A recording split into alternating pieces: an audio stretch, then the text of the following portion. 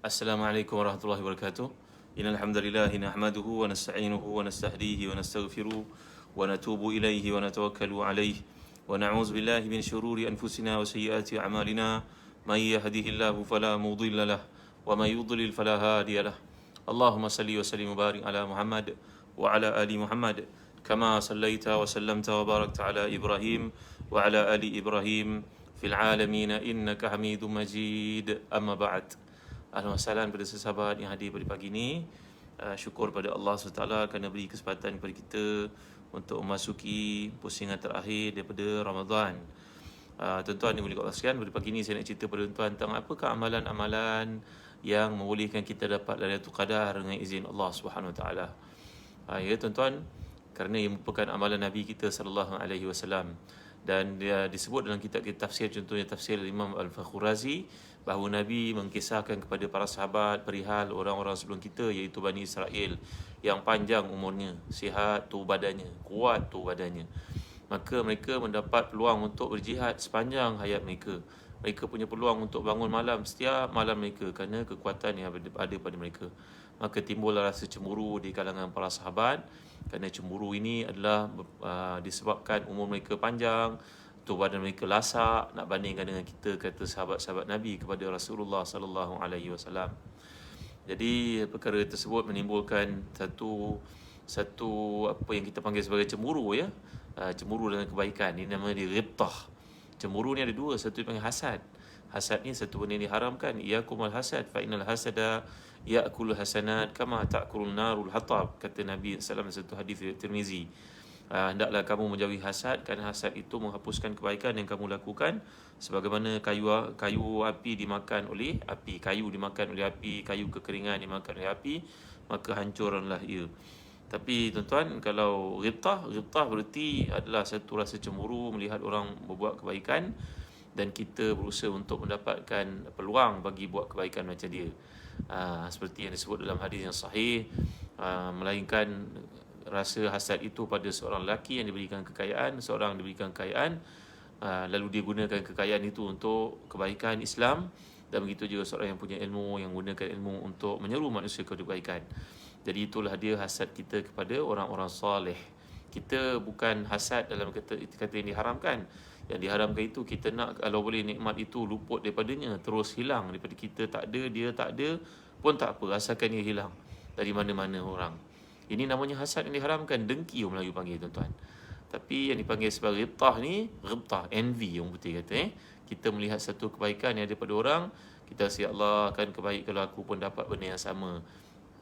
Masa kita belajar surah An-Nisa yang lalu, saya ada terangkan kepada tuan-tuan doa para sahabat bila melihat orang-orang kaya buat kebaikan, maka kita pun berusaha nak jadi kaya macam dia. Tapi kita tak mampu kan? Maka kita berdoa kepada Allah, Allahumma a'tini mithlahu. Allahumma a'tini mithlahu. Ya Allah, berilah kepada aku kebaikan sebagaimana Engkau berikan kepadanya. Beri kepada aku kekayaan, kemewahan macam Engkau beri kepada dia. Dengan kekayaan tersebut aku akan gunakan untuk kebaikan macamlah dia menggunakan kekayaan yang Kau berikan kepadanya untuk kebaikan Islam. Terima kasih tuan-tuan, Wan Zul, Saudara Osman, Huzaimah, Sabaria Osman, Nurman Ismail, Juanda Kamid. Ya, mari sama-sama kita share video ni, mudah-mudahan ada kebaikan padanya pada adik-beradik walaupun mereka sedang berehat. Mana tadi Qiyamul Lail agaknya. Cikgu-cikgu, sahabat, teman-teman, moga padanya ada kebaikan. Kita berkongsi-kongsi ilmu mudah-mudahan. Kerana dalam hadis mengatakan la an yahdiyallahu bika rajulan wahidan khairul laka min humrin na'am. Kalau Allah beri pada kamu kebaikan dengan sebab apa yang manusia lakukan, manusia buat kebaikan dengan sebab apa yang kau anjurkan, kau lorongkan, maka bagimu kebaikan yang dibuat itu tanpa mengurangkan apa pun yang dia perolehi daripada Allah SWT. Terima kasih Muhammad Amirul, Rosna, Sharifah, Sayyid Muhammad Faisal, Bokiam, Syati Al-Idrus. Tolong share dengan teman-teman kita, jangan kedekut ilmu, mereka kata. Jadi apakah amalan Nabi kita SAW yang bolehkan baginda jadikan contoh yang terbaik untuk kita ikuti, mudah-mudahan kita mendapat Lailatul Qadar. Para sahabat dengan ghibtah yang ada pada mereka, melihat orang terdahulu punya umur panjang, tubuh badan sihat, kuat, maka mereka ada peluang banyak untuk melakukan amal taat kepada Allah SWT. Maka Allah telah mengurniakan kepada umat ini kelebihan malam yang mengatasi pahala beramal padanya lebih pada 1000 bulan. Andai seorang kita baca Al-Quran, pahalanya lebih daripada pahala membaca Al-Quran 1000 bulan. Andai kita bersedekah, maka pahala sedekah kita melebihi sedekah amalan 1000 bulan. Andai kita qiyamul lail 20 rakaat tarawih, maka pahalanya mengatasi lebih daripada 1000 bulan kita sembahyang sunat. Mari tuan-tuan, Nur Laili, terima kasih dah share. Hakimi Mustafa, Nurizan Yusof, tolong share dengan teman-teman. Terima kasih tuan-tuan yang mulia sihat. Jadi kitab panduan saya pada waktu ini adalah Amalan Setahun, Ensiklopedia Amalan Setahun, yang merupakan satu kitab hadis yang datang daripada Imam Ibn Rajab Hanbali lebih daripada 700 tahun yang lampau, dan buku ini mendapat tempat di kalangan hati umat Islam kerana ia membekalkan kepada kita tip dan panduan agar jangan terlepas musim-musim kebaikan yang Allah peruntukkan. Kalaulah seseorang kita melihat temannya memakai pakaian yang indah. Ketika saya belajar kitab hadis ni pada guru saya, Maulana Syekh Dr. Walid Al-Ani Al-Hasani rahmatullah alaihi, maka dia bagi contoh gini. Kalau kita melihat seorang teman pakai baju yang cantik, kita mau tanya di mana enta beli fulan? Dia pun jawab di tempat sekian. Jikalau Haji Hafizah, maka kita lihat lagi seorang yang kedua pakai pakaian yang cantik. Tanya mana yang kau beli ni? Ana beli ke tempat sekian. Sama juga. Pergi 3 orang 4 orang, lama-lama jadilah berita itu mutawatir. Mutawatir maknanya ramai pihak menceritakan benda yang sama, dan tentulah ia satu kebenaran, kerana mustahil manusia yang ramai macam tu boleh berhimpun menyatakan fakta yang salah. Maka kita akan merobot peluang itu. Rupa-rupanya bila kita pergi, barulah kita tahu tempat itu mengkhususkan jualan murah pada musim tertentu, contohnya Ramadan, kerana nak bulan Syawal, nak tarik customer lebih, maka mereka mengadakan promosi. Maka ia terhad pada musim tertentu. Kasih sayang Allah kepada kita ni tuan-tuan tak bertepi tuan-tuan. Setiap waktu ada punya kelebihannya. Lepas subuh ada, sebelum subuh ada, waktu duha ada, lepas zuhur ada, sebelum asar ada. Jadi kita merebut peluang untuk melakukan kebaikan yang berulang-ulang setiap hari sebenarnya. Maka buku inilah yang menjelaskan kepada kita panduan-panduan tersebut agar kita tak terlepas musim-musim mendapat nafhah kasih sayang Allah SWT itu.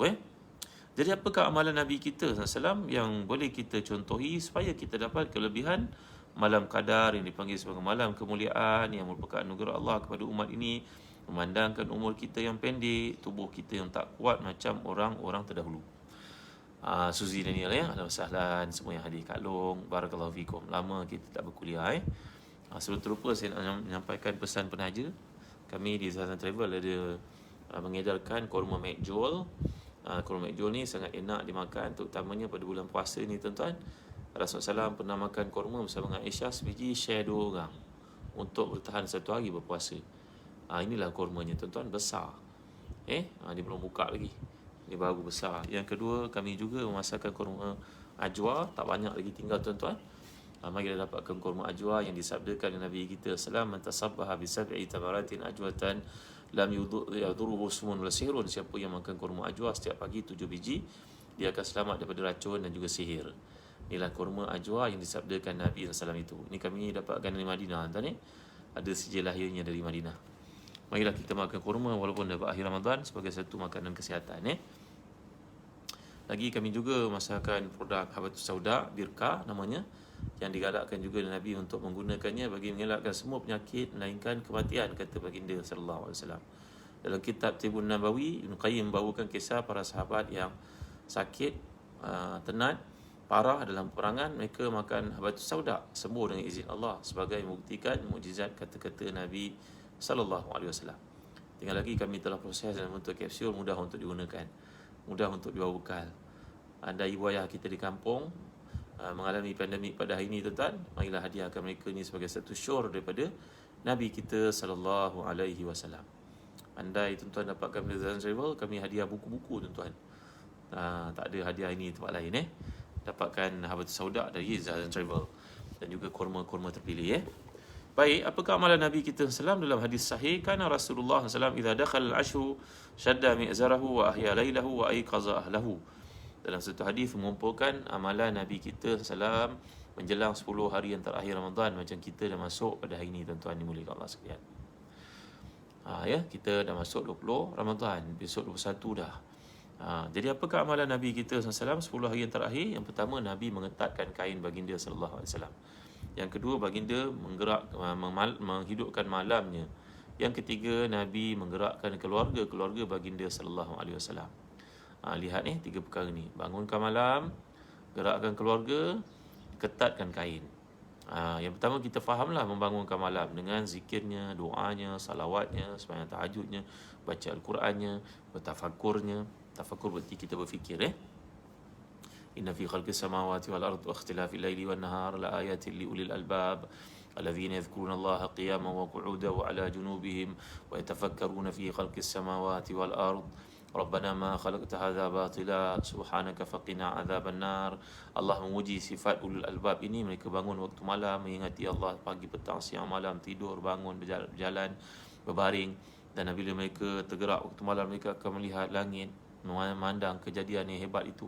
Mereka akan berfikir, tampillah dalam hati mereka perasaan, wahai Tuhan, Maha Suci Engkau, tidaklah Engkau jadikan perkara ini semuanya secara sia-sia. Semuanya mengandungi rahsia, kebaikan, hikmat yang kami tak mampu fikirkan. Jadi itu makna berfikir, makna kita merenungi alam, merenungi kejadian kita dengan penuh rasa ta'ajub, ta'zim, takdir kepada Allah SWT, ya. Makna menghargai nikmat kehidupan. Jadi dalam hadis ini menerangkan kepada kita Nabi SAW akan membangunkan malam baginda, menggerakkan keluarga baginda SAW, termasuk menantu dan cucu-cucunya.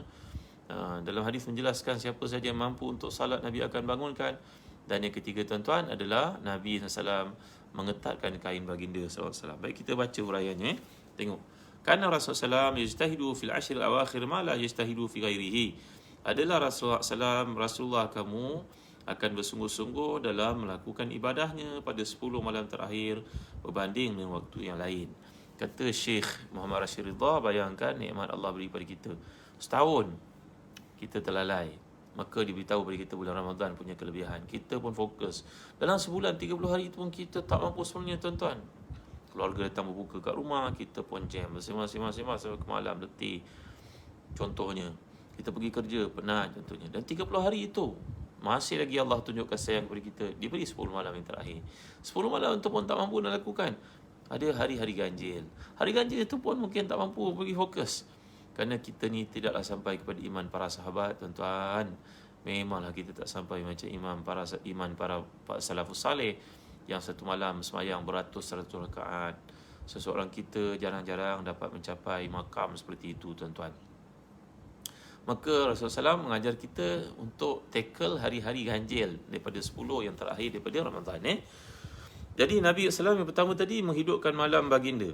Kemungkinan ini dimaksudkan adalah menunaikan salat pada keseluruhan malam. Kerana dalam hadis yang lain disabdakan dan dijelaskan bahawa Nabi wa ahyal laila kullahu, baginda membangunkan, menghidupkan seluruh malamnya. Seperti ini gambarkan tadi lah, menghidupkan berarti sembahyang sunatnya, baca Al-Qurannya, bertafakurnya, berzikirnya, bersalawatnya, berdoanya. Itu makna menghidupkan keseluruhan malam.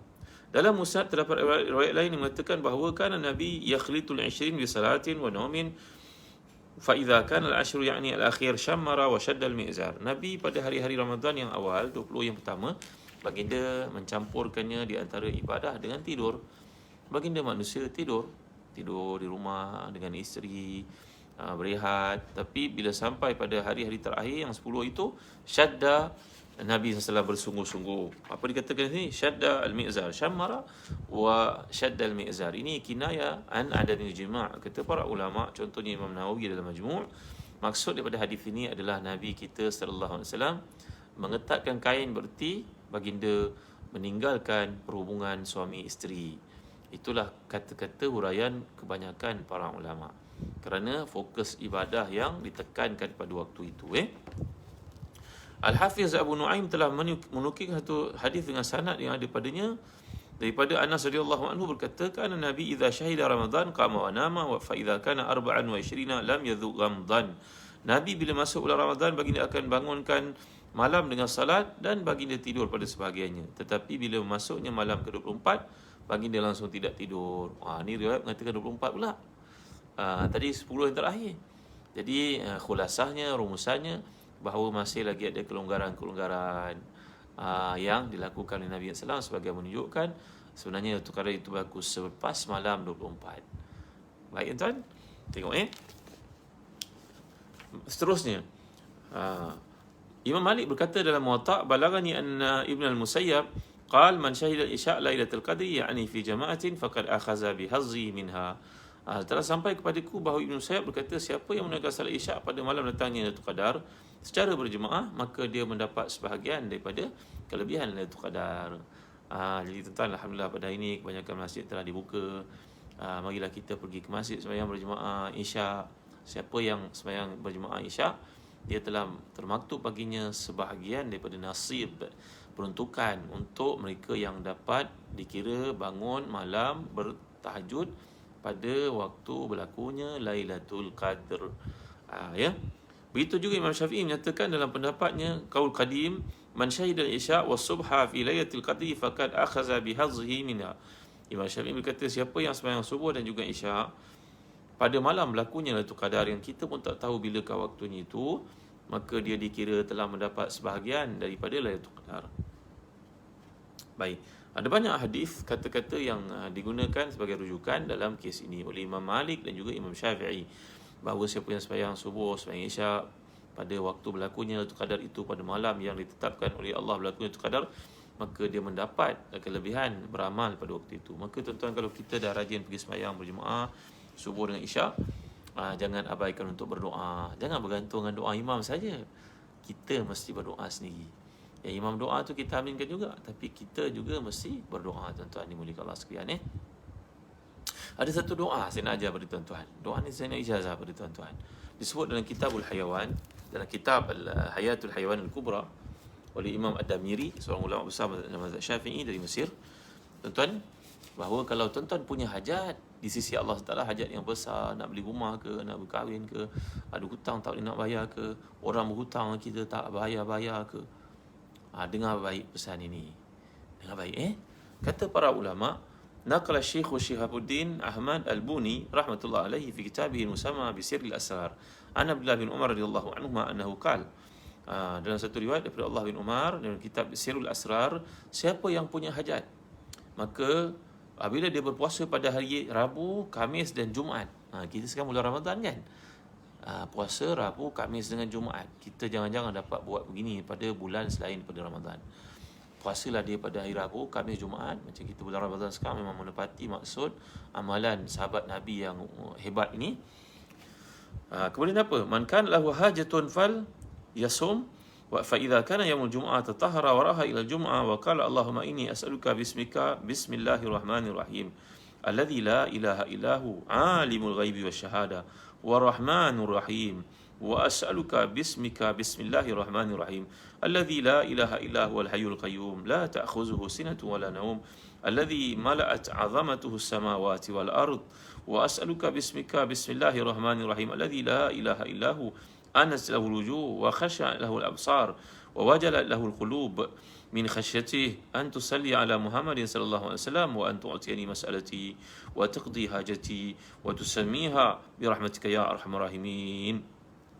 Siapa yang punya hajat besar, tuan-tuan, sakit ke, orang hutang tak bayar-bayar ke, ada masalah nak beli rumah ke, ada masalah nama kena blacklist ke, ada masalah anak nak masuk universiti tak cukup wang ke, ada masalah ditipu orang ke, ada masalah ada scammer orang ke, puasa Rabu, Khamis, Jumaat macam kita buat sekarang, kemudian hari Jumaat pergi ke masjid awal, kemudian doa. Apakah doa itu? Ya Allah, aku mohon dengan nama-Mu yang Maha Pemurah lagi Maha Penyayang, yang tiada Tuhan melainkan Engkau, ya Allah, dengan sebenar-benarnya, mengetahui perkara yang gaib dan juga perkara yang nyata.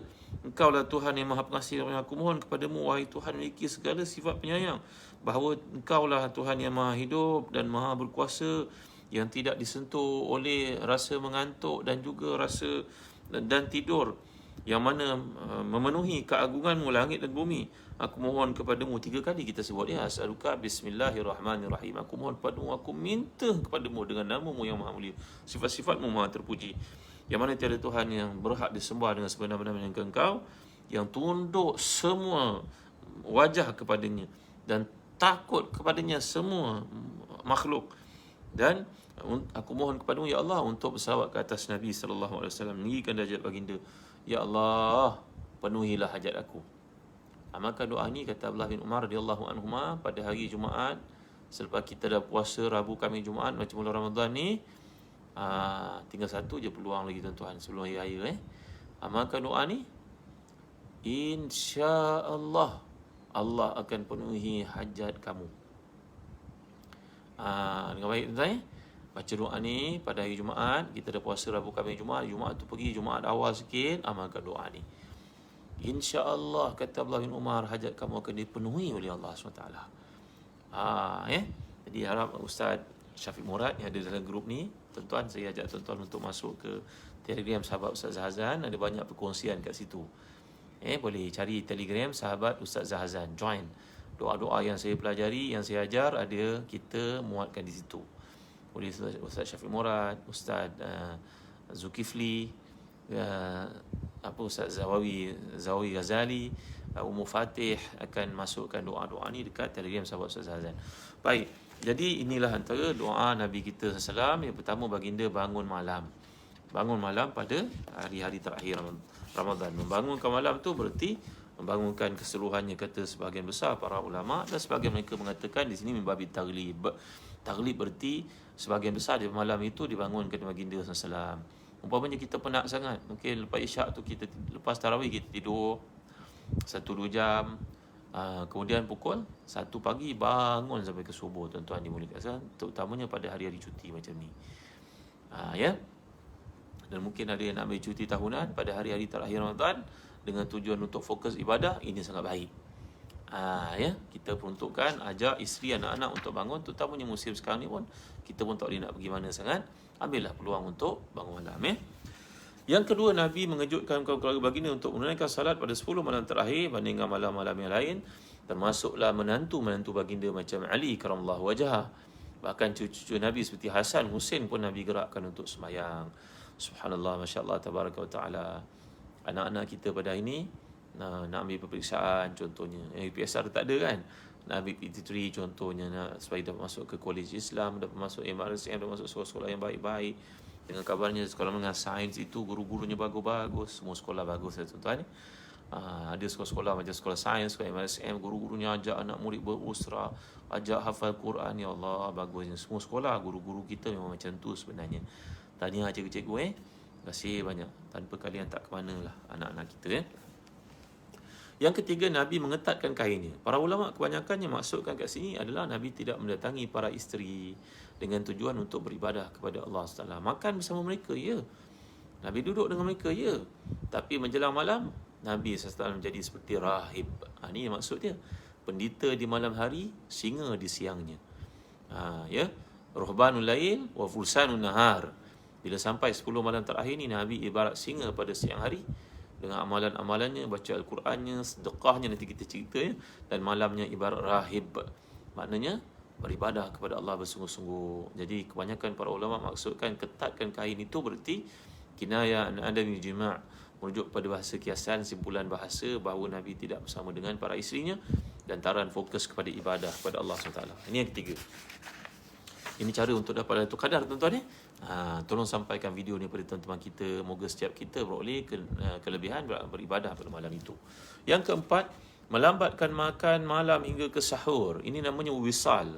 Maksud kat sini, saya teliti pendapat dari Ibn Rajab, banyak hadis ni tuan-tuan Tuan-tuan boleh baca kitab Encyclopedia Amalan Setahun ni, tuan-tuan boleh dapatkan juga daripada Zahazan Travel. Sebab ia bukan saja mengkisah kepada kita amalan bulan Ramadan, malahan amal bulan Syawal, Zulkaidah, Zulhijjah, supaya kita tak terlepas peluang-peluang beribadah itu. Salina Jahari, join Telegram sahabat Ustaz Zahazan untuk dapat doa-doa ni. Azril Niza, terima kasih Masya Allah, ada masuk dah doa ni. Cepatnya Ustaz Nazira, terima kasih Nur Saadah, Siti Khadijah, Faizal Taifur, terima kasih sangat. Nak dapat lebih lanjut, boleh lihat dekat Telegram sahabat Ustaz Zahazan. Ada banyak doa dipublish kat situ Baik. Ya, wisal maksudnya Nabi tidak makan melainkan sedikit saja. Rumusan kata para ulama bukan meninggalkan makan terus. Kalau meninggalkan makan terus itu makruh hukumnya. Kerana yang buat demikian hanya layak buat demikian Nabi SAW saja. Nabi punya khususiah. Nabi sembahyang, Nabi nampak jemaah di belakang. Allah menjadikan reda pandangan mata Nabi ni 360 darjah macam kamera yang daripada kereta kita. Nabi dapat melihat para sahabat sembahyang di belakang. Kita tidur waktu malam, Nabi tidur, tapi tidur Nabi itu dalam berjaga. Mata Nabi tidak ditidurkan oleh Allah. Baginda berfikir semasa tidur. Macam-macam perkara yang datang dalam fikiran baginda sallallahu alaihi wasallam. Bukan macam kita tahu dalam satu kisah ketika Nabi, para sahabat pulang daripada satu peperangan, maka sahabat ditugaskan untuk menjaga pada waktu itu mengikut di rosternya, tertidur, iaitu sahabat yang namanya Ammar bin Yasir dan seorang lagi, siapa namanya saya lupa tuan-tuan. Mereka tertidur, maka sepatutnya mereka berjaga tapi mereka tertidur. Nabi SAW tiba-tiba didatangi oleh seorang kafir yang mengacurkan pedangnya ke muka Nabi, berkata, siapakah man yamna'uni dunak minka, siapa yang boleh tahan aku dibunuh kau wahai Muhammad? Dia hulurnya pedang kat muka Nabi SAW. Nabi menjawab, Allah. Jatuh pedang itu. Nabi tidak tidur SAW. Nabi mengambil pedang itu dan menghulurkan ke mukanya. Sekarang siapa boleh bunuh, siapa boleh tahan aku dibunuh kau? Lelaki kafir itu kata, tiada siapa wahai Muhammad. Maka Nabi melepaskannya. Dia pun berkata kepada kaumnya, aku telah keluar daripada seorang yang mampu membunuh aku, tapi tidak membunuhku. Dia adalah sebaik-baik manusia, walaupun dia tidak masuk Islam. Menunjukkan kepada kita bahawa Nabi SAW tidak tidur. Baik, kita tak boleh ikut Nabi dalam perkara sedemikian, iaitu Nabi wisal. Nabi tidak berbuka daripada waktu azan maghrib itu sampailah kepada sahur keesokan harinya, barulah bagi dia makan sedikit. Berkenaan perkara ini Nabi telah bersabda, innakum lastu misli inni azilu inda rabbi yut'imuni wa yasqini. Kamu bukan macam aku ni tidak makan kerana Allah beri makan kepada aku. Aku tidak tidur kerana Allah beri rehat kepada aku. Aku tak sama macam kamu semua. Dan kita tahu tenaga yang ada pada baginda SAW menyamai tenaga 40 orang lelaki. 40 orang lelaki. Masya Allah, tabaraka wa ta'ala. Dalam satu hadis mengatakan Nabi mampu mendatangi para isinya kesemuanya sekali pada satu malam. Subhanallah, Masya Allah, tabaraka wa ta'ala. Baik, lagi apa amalan Nabi kita? Yang kelima, ni ramai orang tidak mengamalkannya. Mungkin tidak tahu, mungkin tidak aware. Apakah dia? Iaitu Nabi SAW akan mandi di antara maghrib dan isyak.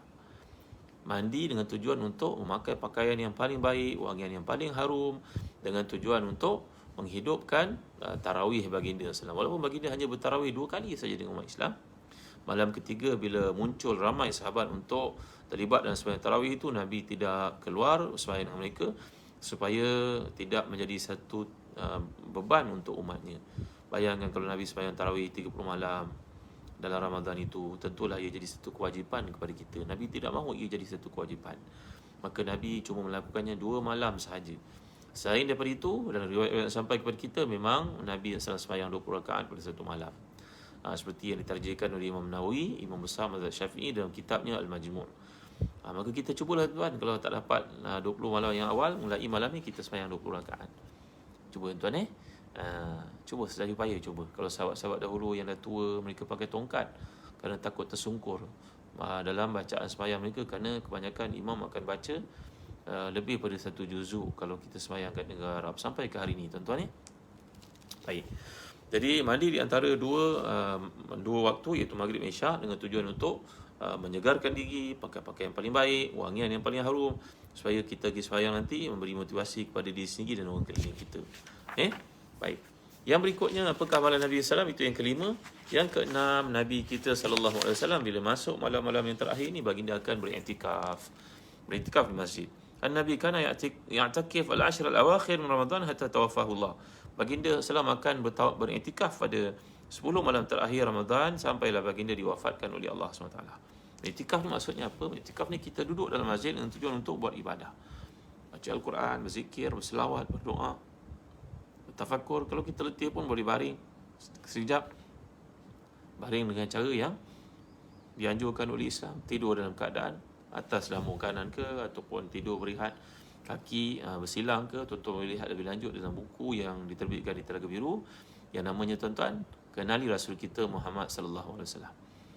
Kenali Rasul Kita Muhammad sallallahu adalah buku Syama'il Muhammadiyah, yang dalam buku itu pengarang menunjukkan banyak riwayat bagaimana Nabi duduk, bagaimana Nabi baring, bagaimana Nabi makan, bagaimana Nabi duduk ketika makan.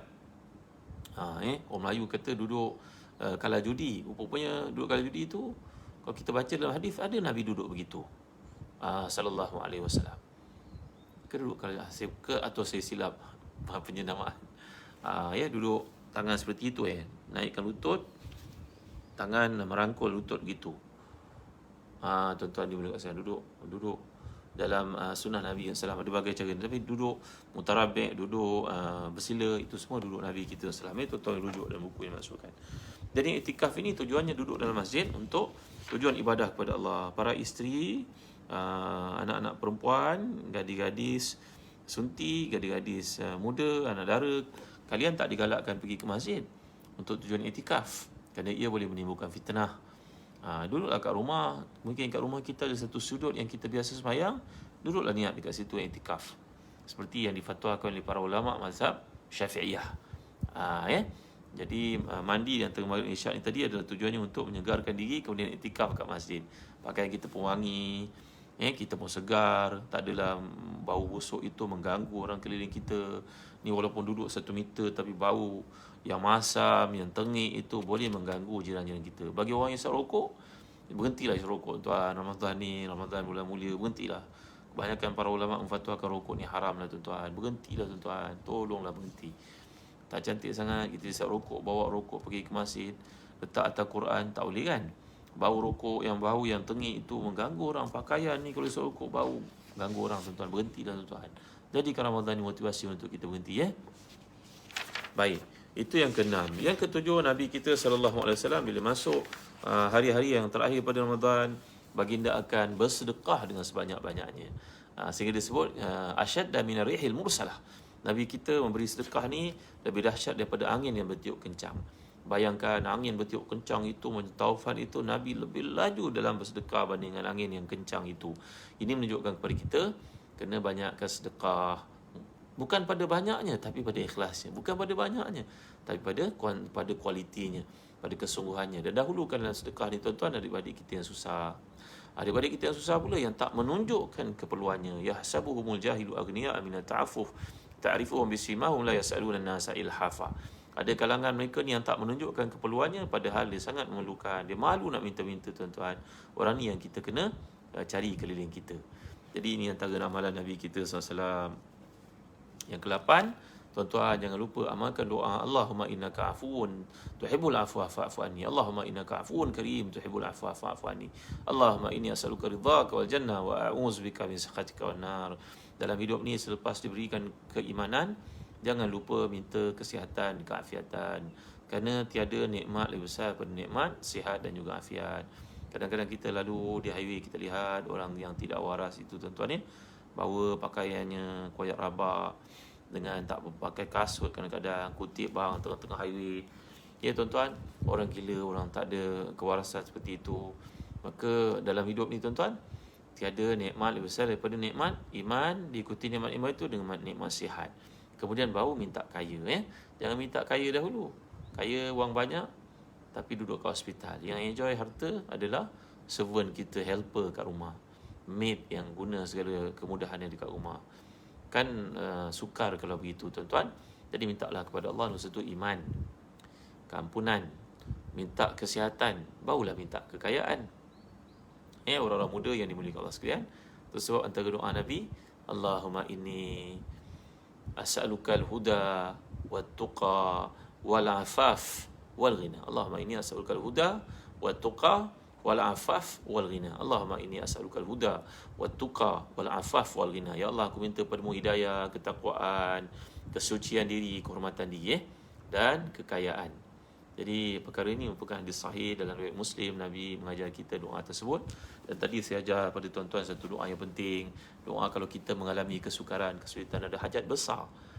Kita memang puasa bulan Ramadan kan. Minggu ni Rabu, Khamis, Jumaat. Jumaat tu pergi ke masjid awal. Ambil cuti lah tuan-tuan. Pergi pukul 10 pagi ke? Tak pernah buat.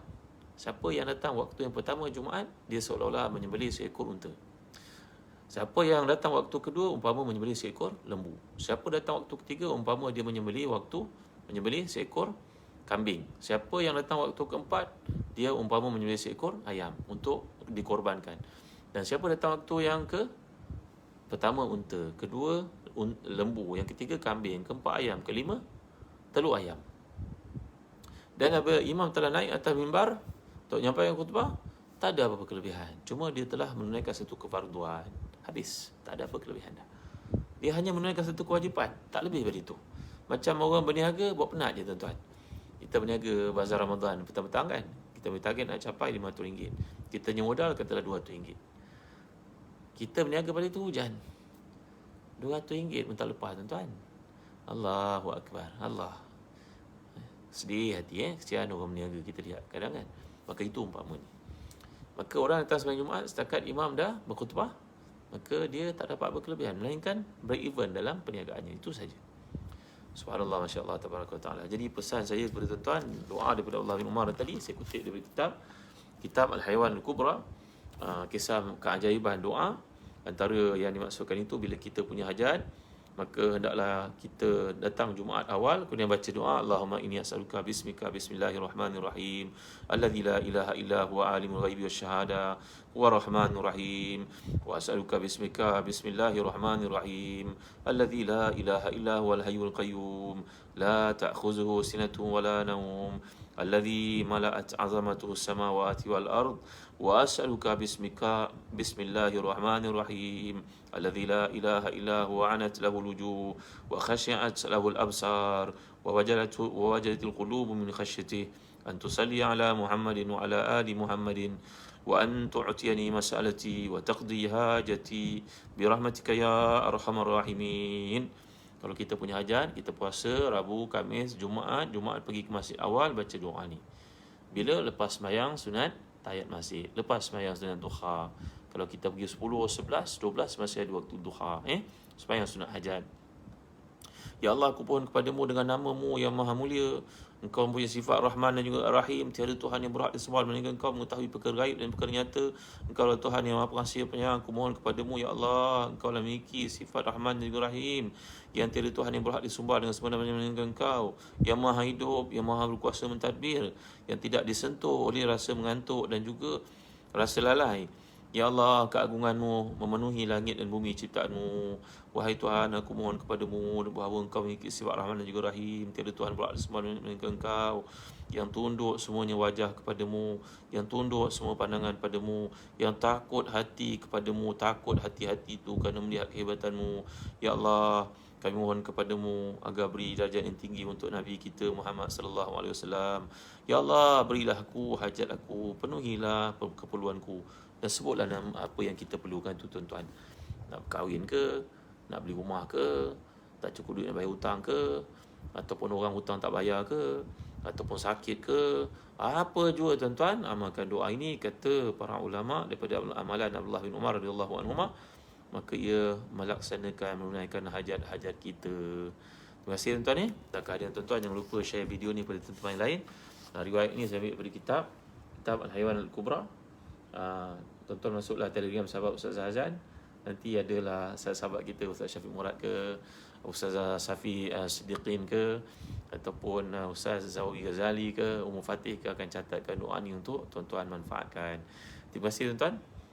Sekian daripada saya. Moga apa yang dibekalkan ni 8 steps, 8 kaedah untuk dapat Lailatul Qadar ini dapat kita amalkan. Ingat apa perkara tersebut: bangunkan malam, gerakkan keluarga, tidak mendatangi isteri, mandi antara maghrib dan isyak, iktikaf kan, apalagi banyakkan sedekah, kemudian banyakkan doa. 8 perkara ni kita buat tuan-tuan, maka kita akan dapat Lailatul Qadar. Dan dalam pada itu tunaikan sembahyang maghrib, isyak dan subuh berjemaah, maka orang ini tentu dapat sebahagian daripada Lailatul Qadar walaupun malam itu dia tertidur. Kata Imam Malik, kata anak muridnya Imam Syafi'i, Imam Ahlus Sunnah wal Jamaah mengatakan demikian. Baik tuan, setakat ini saya dulu. Terima kasih atas kehadiran tuan-tuan. Jangan lupa dapatkan Habatus Sauda Birkah daripada Zahzan Travel untuk kegunaan Ramadan dan selepas Ramadan supaya kita kekal sihat. Dan kemudian dapatkan kurma Mekjol dari Palestin yang dipasarkan oleh Zahzan Travel. Dan dapatkan kurma Ajwa yang sampai dari Madinah untuk kita konsum sepanjang tahun, bukan Ramadan saja. Ingat Nabi bersabda, rumah yang tidak ada kurma padanya, penghuninya akan selalu kelaparan. Makanlah kurma ni 7 biji setiap pagi. Jadikan ia santapan setiap hari, bukannya bulan Ramadan saja. Dapatkan dari Zahzan Travel. Ingat Ajwa, ingat Mekjol, ingat Zahzan Travel. Terima kasih tuan-tuan. Jumpa lagi. Wassallallahu ala sayyidina Muhammad wa ala alihi wasallam. Alhamdulillahirabbil alamin. Kita tangguhkan dengan baca suratul As dan tasbih kafarah. Bismillahirrahmanirrahim. Wal 'asr innal insana lafi khusr illa alladhina amanu wa 'amilus salihat wa tawasaw bil haqq wa tawasaw bis sabr. Subhanakallahumma wa bihamdik asyhadu an la ilaha illa anta astaghfiruka wa atubu ilaik.